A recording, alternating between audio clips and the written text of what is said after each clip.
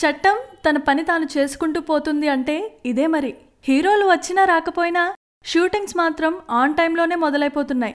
ఆ మధ్య మహేష్ లేకుండానే మురుగదాస్ సినిమా మొదలైంది.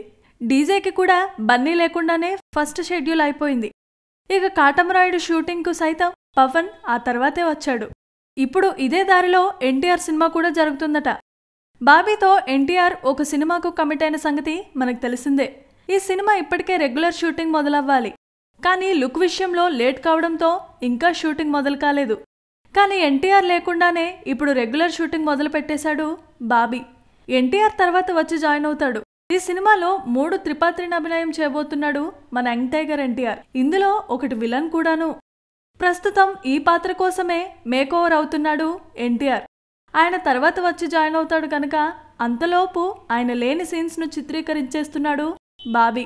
మొత్తానికి హీరోల కోసం వేచి చూడకుండా ఉన్నవాళ్లతోనే షూటింగ్ పూర్తి చేసే నిర్మాతలకు కూడా లాభమే కదా. Please subscribe. Hi, it's me Purna. Please subscribe.